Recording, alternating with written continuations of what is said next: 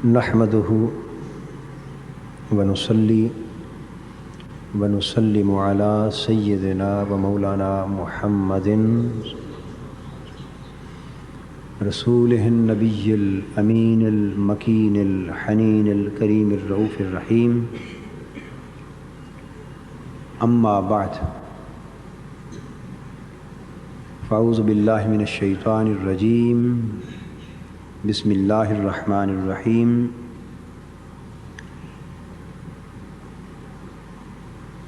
وقضى ربك ألا تعبدوا إلا إياه وبالوالدين إحسانا.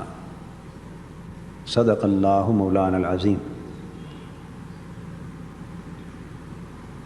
محترم مشائخ و علماء کرام، معزز خواتین و حضرات اور عزیزان گرامی قدر، اللہ تبارک و تعالی کا فضل و کرم اور احسان و انعام ہے کہ ہم جمعۃ المبارک کے اس یوم سعید میں اس کے احکام کو سننے اور سمجھنے کے لیے اور اس کے حضور طاعت و عبادت بجا لانے کے عزم کو از سر نو تازہ کرنے کے لیے جمع ہوتے ہیں.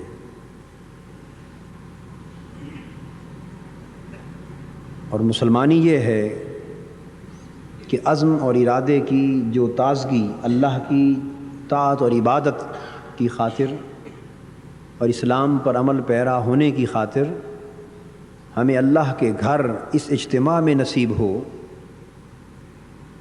نیکی اور طاعت الہی کے جذبے کی وہی تر و تازگی بعد ازاں مسجد سے خارج پورے ہفتے کے ایک ایک لمحے میں بھی قائم رہے، اور زندگی کے تمام معاملات میں وہی جذبہ کار فرما ہو جو جذبہ ہم اللہ کے حضور اس جگہ حاضر ہو کر اپنے اندر محسوس کرتے ہیں.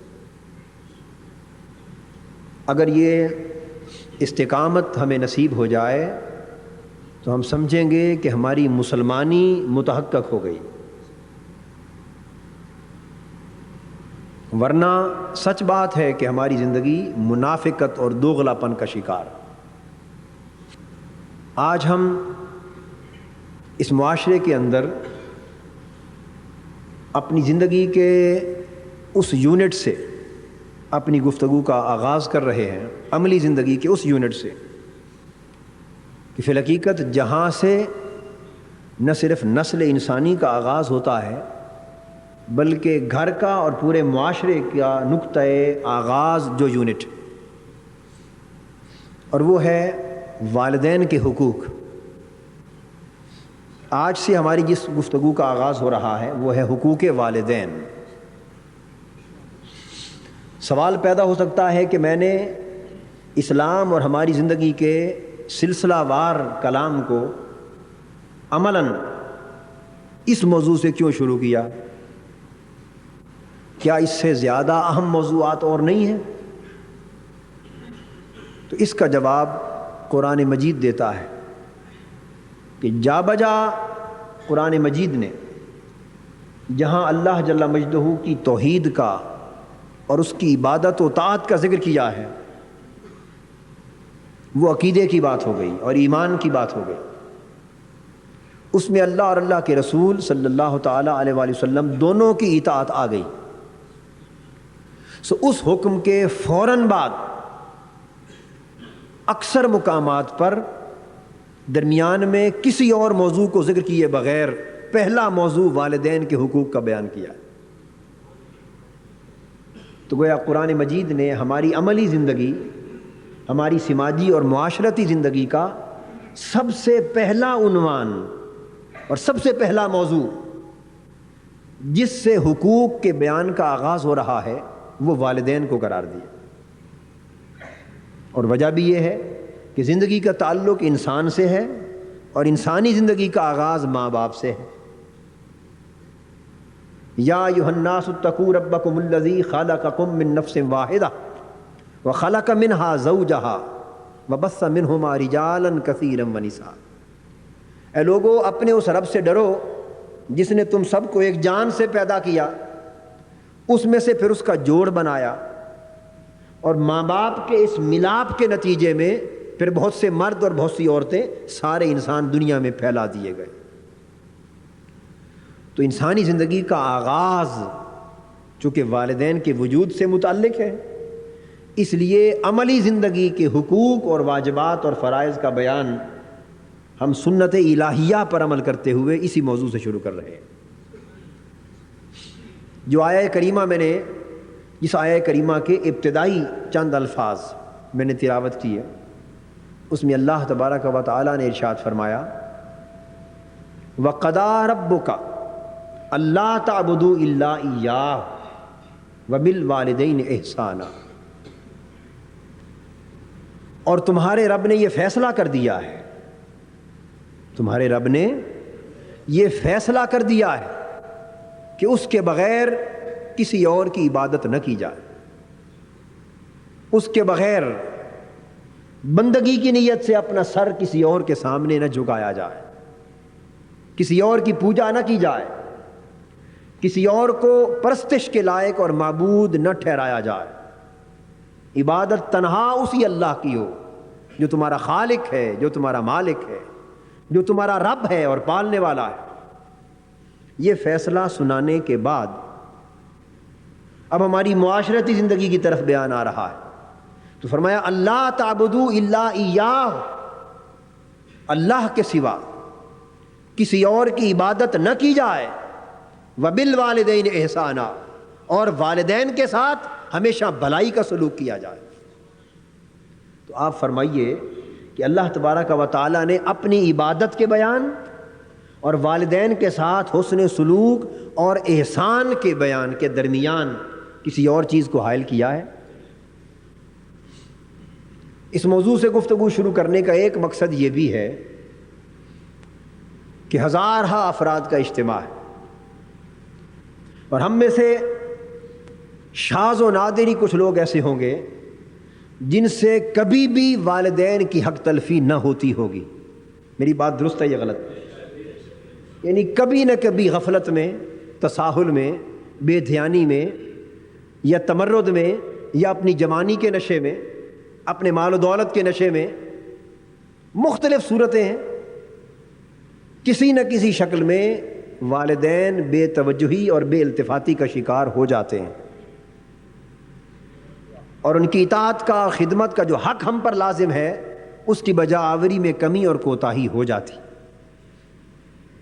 موضوع چکے ہیں اسلام اور ہماری زندگی، اور مقصود یہ ہے کہ جو ہم سنتے جائیں سو ہم اپنی عملی زندگی کی اصلاح کرتے جائیں، اور اگر اصلاح کا داعیہ ہمارے اندر پیدا نہ ہو، اصلاح کا داعیہ ہمارے اندر پیدا نہ ہو، یہ گفتگو سن کر اور بیان کر کے بھی اصلاح کا داعیہ اور ایک تڑپ اور ایک عزم اور ولولہ ہمارے اندر پیدا نہ ہو، تو میں یہ سمجھوں گا نیک نیتی کے ساتھ کہ قصور اس میں آپ کا نہیں، قصور میرا ہے، میری بے عملی ہے جو گفتگو کو بے اثر بنا رہی ہوگی، میری بدعمالیاں اور بدحالیاں ہوں گی جو میری گفتگو کو بے اثر بنا رہی ہوں گی، ورنہ آپ تو سب اتنے اچھے لوگ ہیں کہ کوئی عمل کرنے والا اگر نصیحت کرے تو یقیناً آپ کی طبیعتیں اس نصیحت کو قبول کرنے والی، اور حضور علیہ الصلوۃ والسلام کی ساری امت اسی طرح۔ یہ اور لوگ ہوں گے جو حضور علیہ السلام کی امت سے مایوس، مگر میں اللہ کی عزت کی قسم کھا کے بتاتا ہوں اس دور زوال میں بھی میں حضور کی امت سے مایوس نہیں ہوں۔ لوگ اس دور میں جوانوں کا شکوہ کرتے ہیں، مگر میری زبان سے کبھی آپ نے جوانوں کا شکوہ نہیں سنا۔ میں ہمیشہ اس انداز سے سوچتا ہوں کہ اگر اثر نہیں ہوتا تو ہمیں اپنے من میں جھانک کے دیکھنا چاہیے کہ ہمارے اپنے اندر خرابی ہے۔ اگر اندر بے عملی ہو اور زبان کی حد تک بڑی لمبی چوڑی نصیحتیں ہم کر رہے ہوں تو وہ بے اثر ہونا سننے والوں کے قصور کے باعث نہیں ہے، بلکہ کہنے والے کے اپنے قول اور عمل کے تضاد کے باعث۔ اور اگر اللہ پاک نے چاہا تو یقیناً آپ اثر لیں گے، اور کم سے کم آج نماز جمعہ پر واپس جانے کے بعد ایسے واقعات تو رونما ہوں کہ لوگ اپنے والدین کے ساتھ اپنے معاملات کو آج ہی سے بدل لیں، بہتر کر لیں۔ یہ کم سے کم مقصد اور فائدہ ہے اس اجتماع میں آنے کا۔ آپ ہزاروں میل کا، سینکڑوں میلوں کا اور کئی میلوں کا سفر طے کر کے یہاں آتے ہیں۔ آپ کے محلوں میں بھی مسجدیں ہیں، وہاں بھی جمعہ پڑھا جا سکتا ہے، اور کم سے کم سینکڑوں مسجدیں آپ راستے میں گزار کے آتے ہوں گے جہاں جمعہ کی نماز ہوتی ہے۔ تو جس دائیے اور جذبے کے تحت آپ یہاں آتے ہیں تو اب اس کو پورا بھی تو ہونا چاہیے نا۔ تو پورا ہونے کی صورت میرے نزدیک فقط یہ ہے کہ ہم جو کچھ یہاں بیان کریں اور سنیں اسے اپنے اندر اس طرح اتاریں کہ واپس جائیں تو جو عمل نہ تھا وہ عمل زندگی میں داخل ہو چکا ہو۔ ورنہ لوگ آپ کو طعنہ دیں گے کہ آپ اتنے میل سفر کر کے وہاں کیا لینے جاتے ہیں، اور ان کا طعنہ دینا سچ ہوگا۔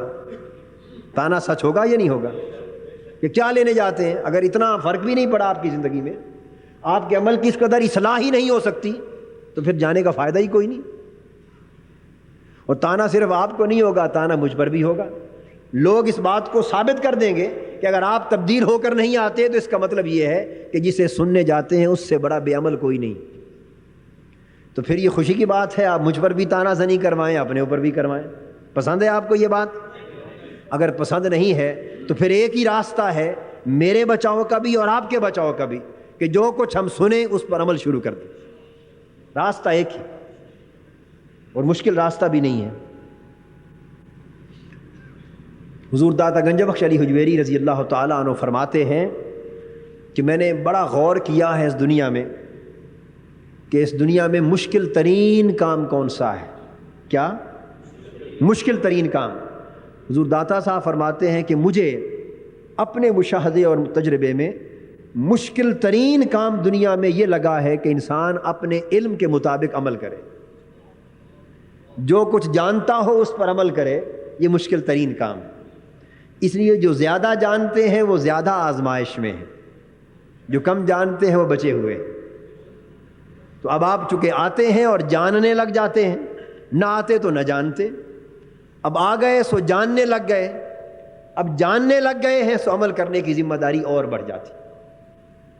تو میں یہ عرض کر رہا تھا، اللہ تبارک و تعالیٰ نے اپنی توحید اور اللہ تعبدوا الا ایاہ، شرک کی نفی کرنے کے بعد کہ اللہ کی سوا کسی اور کی عبادت نہ کی جائے، یہ حکم وارد فرما کر عملی زندگی کا پہلا حکم یہ دیا، وبالوالدین احسانا، اور والدین سے نیکی کی جائے، والدین سے بھلائی کی جائے، ان سے احسان کیا جائے۔ یہاں کوئی قید اور شرط ہے کہ اچھے اور نیک والدین ہوں تو تب ان سے بھلائی کرو، اور اگر گنہگار قسم کے والدین ہوں تو بھلائی نہ کرو، کوئی شرط ہے؟ نہیں۔ ماں باپ ہی ہیں، خواہ وہ ولی ہیں، خواہ وہ فاسق و فاجر، خواہ وہ متقی پرہیزگار ہیں، خواہ گناہ گار ہیں، وہ عمل ان کا ان کے ساتھ، ان کو اپنا حساب کتاب دینا ہے۔ مگر اولاد کے لیے ماں باپ میں سے ہر فرد جیسا بھی ہو وہ برابر درجے کی فضیلت رکھتا ہے۔ اگر ایک ولی ماں اور ولی باپ کی خدمت کرنے سے اولاد کو جو اجر ملتا ہے والدین سمجھ کے خدمت کرنے سے، وہی اجر ایک گنہگار والد اور گنہگار والدہ کی خدمت کرنے سے بھی اولاد کو ملتا ہے۔ اس لیے کہ یہ ادب نہ اس کی ولایت کا ہے، نہ اس کے تقویٰ کا ہے، اور نہ یہ بے لحاظی اس کی بدعمالیوں کی ہے۔ یہاں ادب بھی والدین کا ہے، اور بے ادبی ہو رہی ہے تو وہ بھی والدین کی۔ اللہ پاک نے فرمایا ان کی سیرت و کردار کو نہ دیکھو، وبالوالدین احسانا، چونکہ تمہارے والدین ہیں سو ان سے احسان کے ساتھ پیش آؤ۔ اللہ تبارک و تعالیٰ نے اپنی طاعت اور عبادت کے بعد پہلا حکم والدین کے ساتھ حسن سلوک کا دیا۔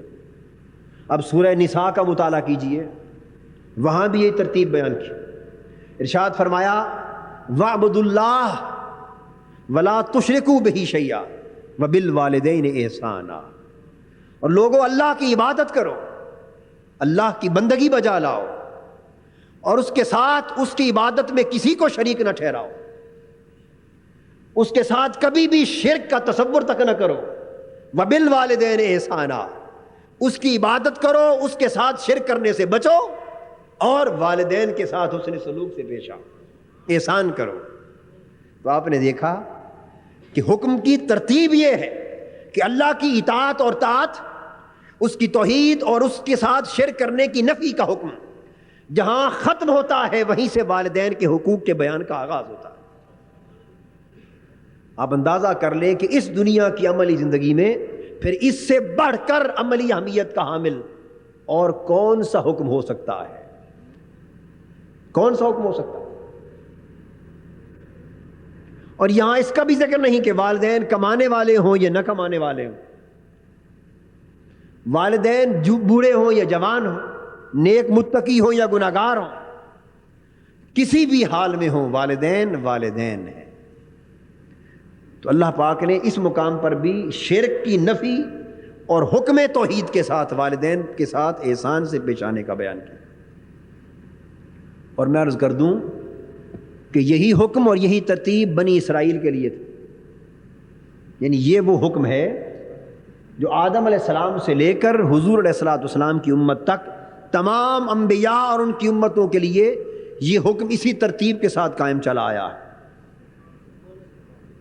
ہر نبی کی امت کے لیے یہ حکم تھا اور اسی ترتیب کے ساتھ تھا۔ ارشاد فرمایا وَإِذْ أَخَذَ اللَّهُ مِيثَاقَ بنی اسرائیل، اللہ تعالیٰ نے بنی اسرائیل کے ساتھ یہ عہد لیا تھا۔ ہم نے بنی اسرائیل کے ساتھ یہ عہد لیا تھا، کیا؟ لا تعبدون الا اللہ وبالوالدین احسانا، یعنی بنی اسرائیل کی امتوں سے بھی یہ عہد لیا تھا کہ سنو، خبردار، اللہ کے سوا کسی کی عبادت نہ کرنا، اللہ کے سوا تمہاری بندگی کی زمین کسی کے سامنے نہ جھکے، اللہ کے سوا تمہاری عبادت اور پرستش کے حقدار اور کسی کو نہ ٹھہرایا جائے، وبالوالدین احسانا، اور اللہ کی اس توحید پر عمل کرنے کے بعد، اس کی عبادت کرنے کے بعد اگلا حکم یہ ہے کہ والدین سے احسان کیا جائے، حسن سلوک کیا جائے، بھلائی کے ساتھ پیش آیا جائے۔ اللہ تبارک و تعالیٰ نے والدین کے ساتھ حسن سلوک کی یہ اہمیت بیان فرمائی۔ اس کے بعد آگے ارشاد ہوتا، ارشاد فرمایا اما یبلغن عندکم الکبر احدہما او کلاہما، اگر تمہارے سامنے دونوں ماں باپ دونوں یا ان میں سے کوئی ایک بڑھاپے کو پہنچ جائے، تمہارے سامنے، تمہاری زندگی میں، تمہاری عمر میں، یہ تمہاری خوش نصیبی ہے۔ قرآن بیان کر رہا ہے اگر تمہاری زندگی میں ایسا ہو کہ احدہما او کلاہما، ان میں سے کوئی ایک یا دونوں بڑھاپے کو پہنچ جائیں، تو پھر فلا تقل لہما اف ولا تنہرہما وقل لہما قولا کریما وقل رب ارحمہما کما ربیانی صغیرا۔ فرمایا کہ اے شخص، اگر تیری زندگی میں تیرے دونوں ماں باپ یا دو میں سے کوئی ایک بڑھاپے کی عمر کو پہنچ جائیں تو پھر کیا کر؟ فلا تقل لہما اف، اگر ان کی کسی بات پر، ان کی کوئی بات تمہاری پسند میں نہ آئے، تمہاری طبیعت اسے ناگوار جانے، تمہاری طبیعت پہ بوجھ ڈالے، تو پھر بھی خبردار اوہ تک بھی نہ کہے۔ فلا تقل لہما اف، تمہاری زبان سے اف تک کا کلمہ بھی والدین یا کسی ایک کے لیے صادر نہ ہو۔ اف کا معنی ہے اف کہنا۔ اندازہ کر لیں کہ زبانیں اس حد تک بند کر دی گئی۔ ولا تنہرہما، اور کسی بات پر بھی ان سے خفا نہ ہو، ان کو نہ جھڑک، ان کی دل شکنی نہ کر، ان کا دل نہ توڑ، ان کے ساتھ درستی کے ساتھ، تلخی کے ساتھ پیش نہ آ۔ یہاں کیوں فرمایا اگر ان دونوں میں سے کوئی ایک یا دونوں تیری زندگی میں بڑھاپے کی عمر کو پہنچ جائیں؟ یہ کیوں فرمایا؟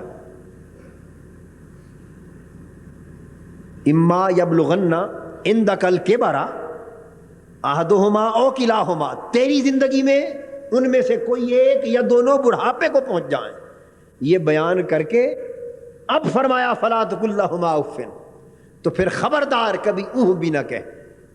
یہ بات کیوں کہی؟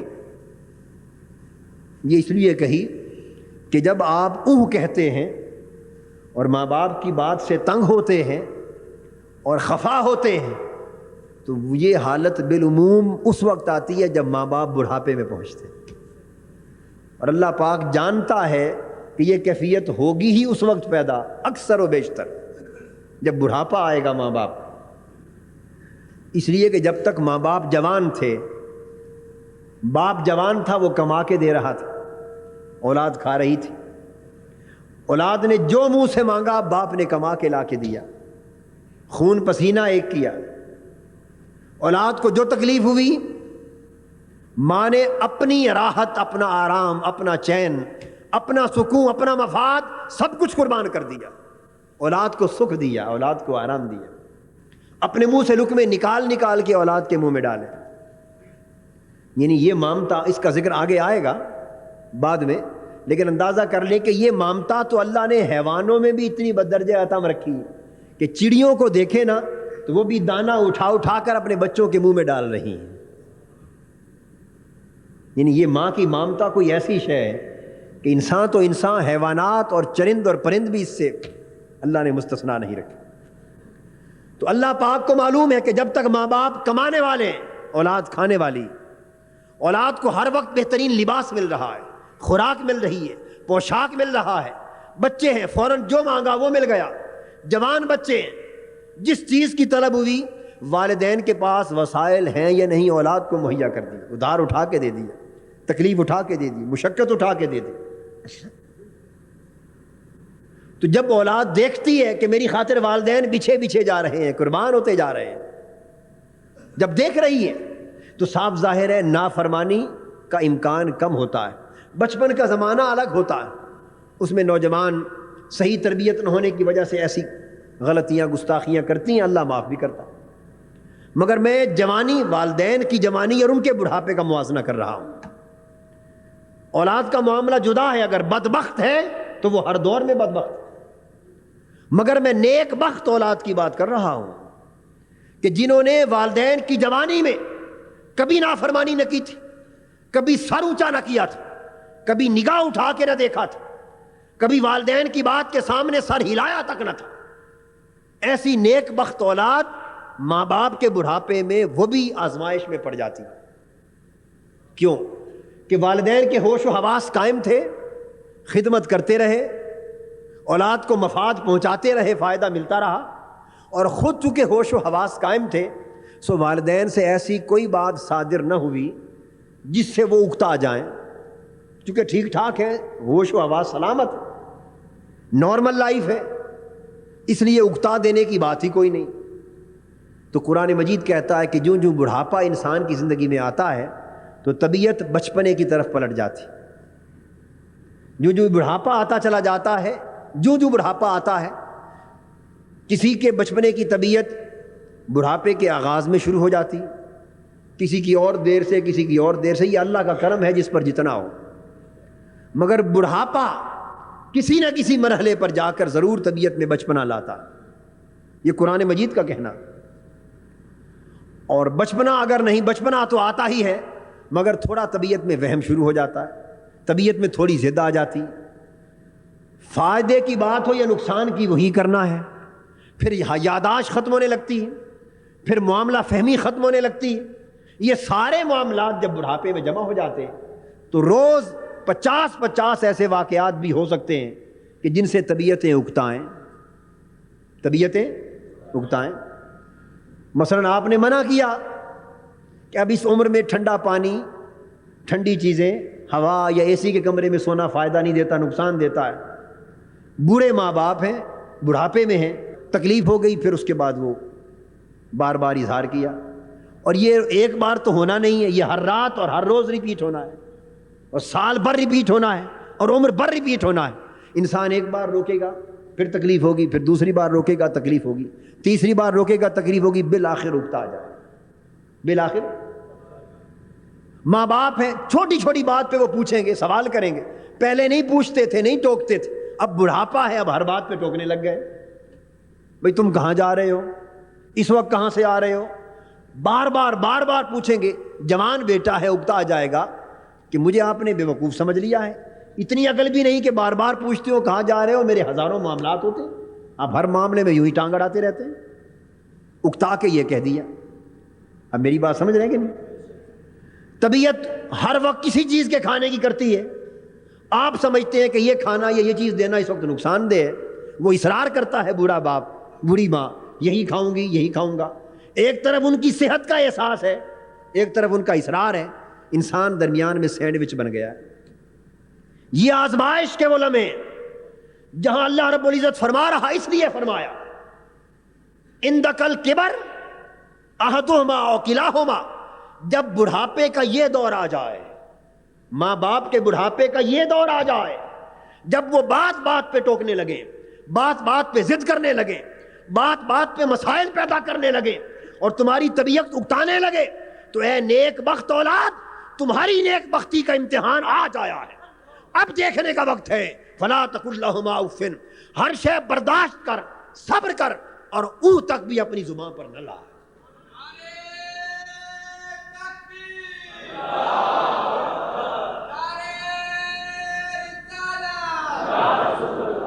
ایک حکایت ہے، بچپن میں ہم نے کہیں سے سنی، آپ لوگوں نے بھی سنی ہوگی،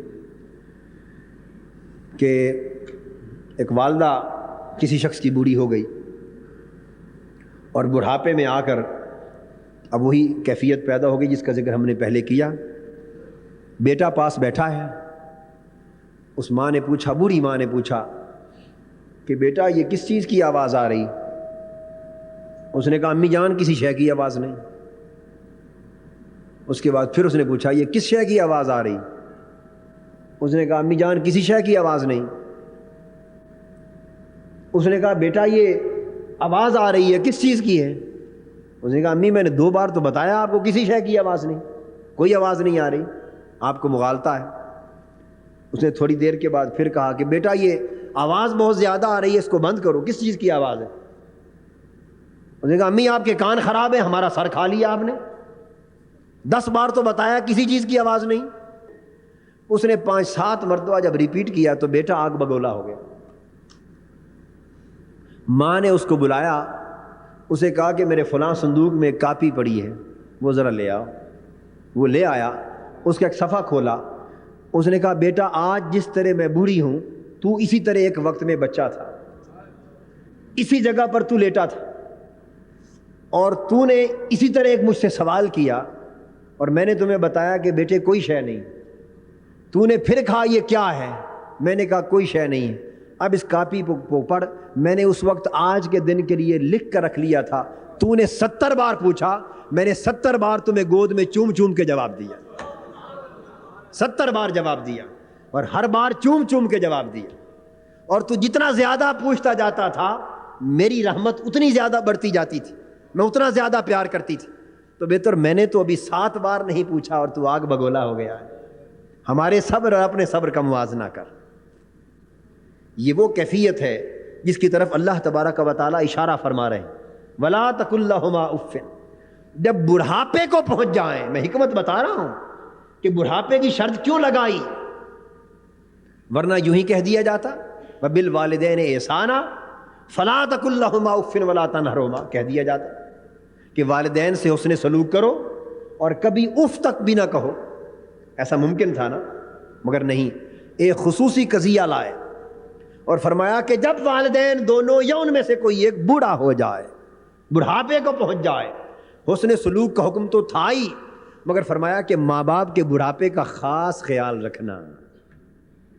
تو جہاں تربیت کیا دی جا رہی ہے، ایک تو والدین سے احسان کرنا، نیکی کرنا، بھلائی کرنا، حسن سلوک کرنا، ان کی خدمت کرنا، اور دوسرا حکم یہ دیا جا رہا ہے کہ بچوں ان کے اولاد کو کہ ماں باپ کے بڑھاپے کا خاص خیال رکھنا. ایک پہلو یہ بھی تو ہے نا کہ بہت سی عورتیں، اللہ تعالیٰ ایسا نہ کرے کسی گھر یہ معاملہ ہو، مگر میں نے کچھ گھر دیکھے ہیں کہ شوہر جب تک کما رہا ہے، بیوی وفادار ہے، اطاعت شعار ہے. جس دن وہ غریب ریٹائر ہو گیا، اور کمائی کرنے والا نہ رہا اس دن اس کی چارپائی کی جگہ بھی گھر میں نہیں. وہ چھوٹی سی بات کرتا ہے, آواز دیتا ہے تو کرخت آواز آتی ہے, کیا شور مچا رکھا. وہ شور تو غریب پہلے بھی مچاتا تھا مگر ساتھ تنخواہ بھی لاتا تھا, اس لیے سارے شور گوارا تھے. اب کمانے والا نہیں رہا, اب پتہ ہے کہ فقط بیٹھ کے کھائے گا, یا پینشن بھی آئے گی تو تھوڑی سی آئے گی, اس سے کیا بنے گا. اب اس کی چھوٹی چھوٹی بات بھی گوارا نہیں. تو جس طرح الا ماشاء اللہ, سب کی بات نہیں کر رہا, ہماری مائیں بہنیں موجود ہیں, مقصد اور مدعا یہاں حاضر ہونے کا یہ ہے کہ ہر ایک کو اپنے احوال کی اصلاح کے لیے سامان ملے. یہ موضوع الگ آئے گا, بیوی کے حقوق کیا ہیں شوہر پر اور شوہر کے حقوق کیا ہیں بیوی پر, یہ موضوع آئے گا انشاءاللہ. تو جس طرح بتا رہا ہوں کہ بعض اوقات کمائی بند ہو جائے تو بعض اوقات بعض گھرانوں میں شوہر کے ساتھ ایسا سلوک ہوتا ہے, خدا نہ کرے. یہی حال بعض گھرانوں میں ماں باپ کا ہوتا کہ جب تک کمانے والے ہوں اولاد بھی اطاعت شعار ہوتی, اور جب کمانے والے نہ رہیں, اب صرف ان کا مطالبہ ہی مطالبہ ہے, تو اولاد سوچتی ہے کہ اب ان سے تو حاصل ہونا کچھ نہیں, اب تو ان کا سارا کاروبار ہم نے سنبھال لیا ہے, تو اسی باپ کا سارا کیا کرتا, مگر اب تو ہم نے سنبھال لیا, اب تو کمائی ہمارے ہاتھوں سے آ رہی ہے, یہ تو فقط بیٹھ کے کھا ہی رہے ہیں نا.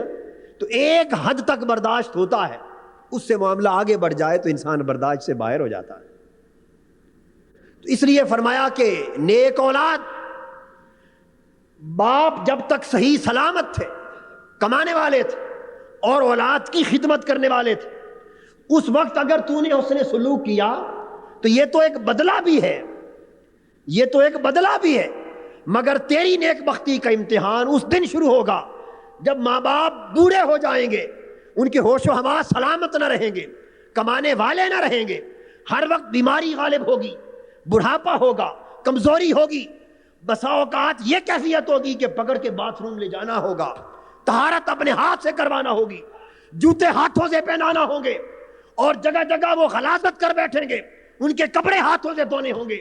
اس دن تیری نیک بختی کا امتحان ہوگا کہ وہ ماں جو 9 ماہ تک تمہیں پیٹ میں اٹھا کے چلتی رہی, اور جس نے اپنا خون دودھ بنا بنا کر تمہیں پالا, آج وہ ماں اپنے بڑھاپے میں اس کا حق مانگتی ہے, تو حق کہاں تک دیتا ہے, کہاں تک نہیں دیتا.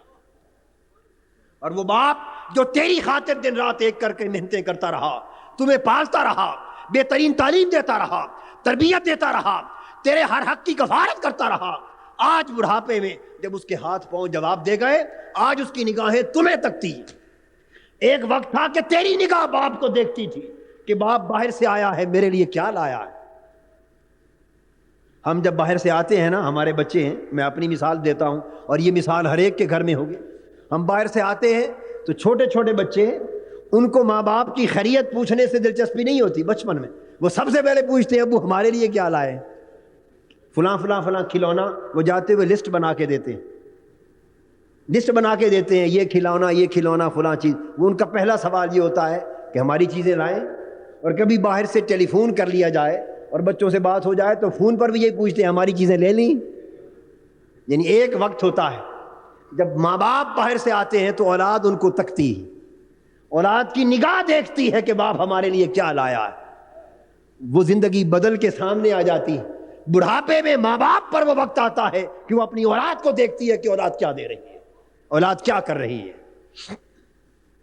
بہت سے معاملات ایسے بھی ہوتے ہیں کہ ماں باپ آپ کی مالی امداد کے محتاج نہیں ہوتے, بڑھاپے میں بھی ان کے پاس اللہ کا فضل اتنا ہوتا ہے, اتنے وسائل ہوتے ہیں کہ وہ آپ کی مالی معاونت کے محتاج نہیں ہوتے. تو اولادیں بعض اوقات یہ سمجھتی ہیں کہ انہیں مالی امداد کی تو ضرورت نہیں ہے.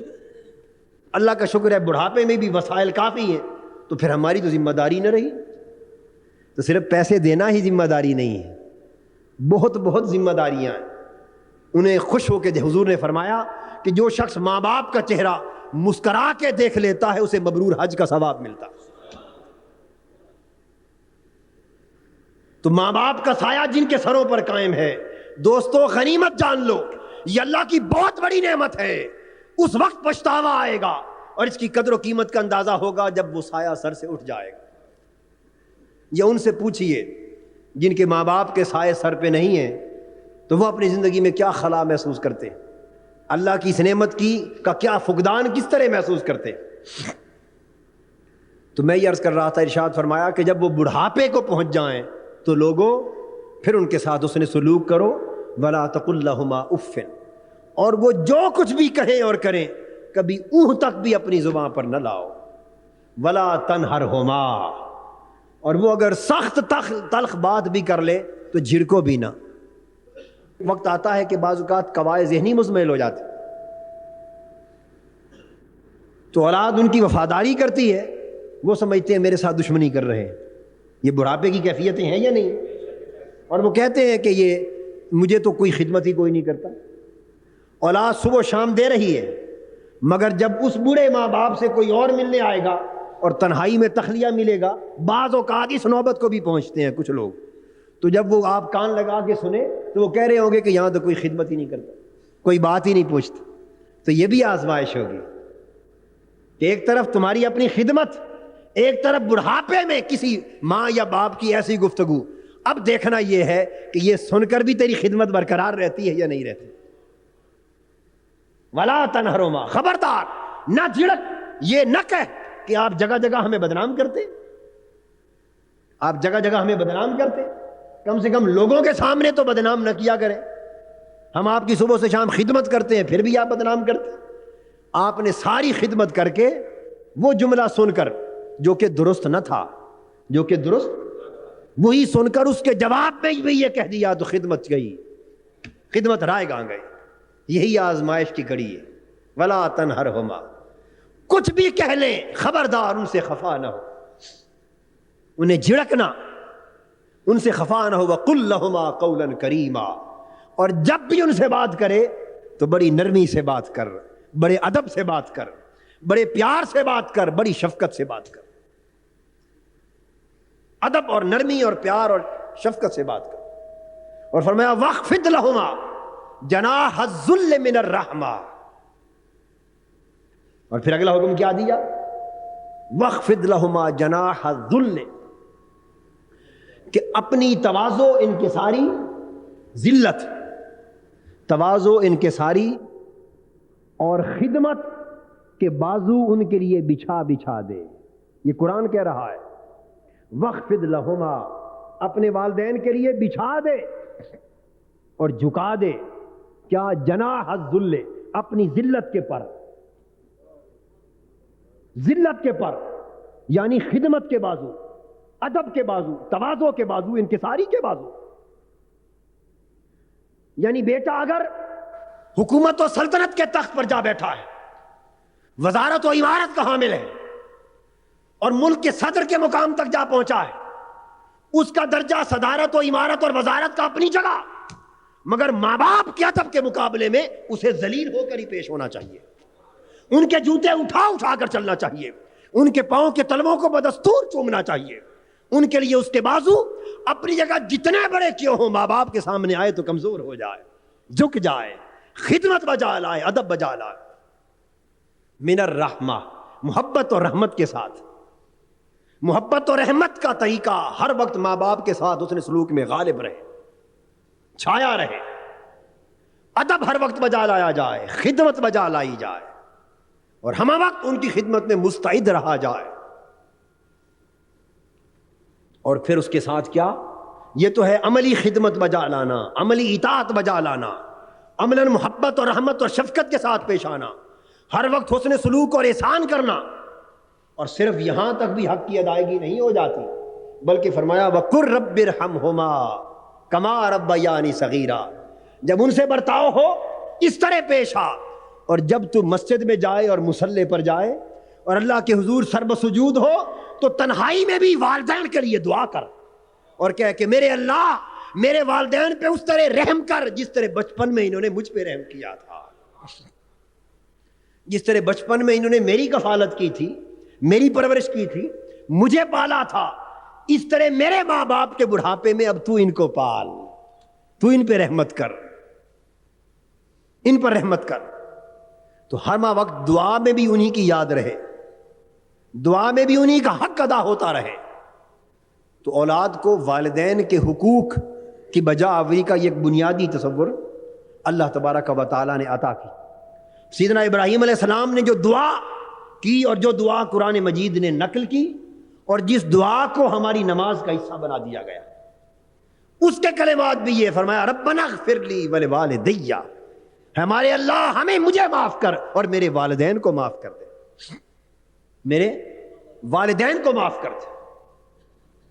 تو ہمہ وقت ان والدین کی بھلائی کی کوشش کرے اور والدین کی بھلائی کے لیے دعائیں کرے، اور یہ سب کچھ کر کے بھی ماں باپ کا حق ادا نہیں ہو پاتا۔ حاضرین محترم، آج گفتگو اسی ایک آیت کریمہ کی تفسیر پہ ختم کرتا ہوں، اگلے جمعہ پر یہ موضوع انشاءاللہ تسلسل کے ساتھ جاری رہے گا۔ وما علینا الا البلاغ۔ شیخ الاسلام ڈاکٹر محمد طاہر القادری کے آفیشیل یوٹیوب چینل کو سبسکرائب کریں اور بیل آئیکن کلک کریں۔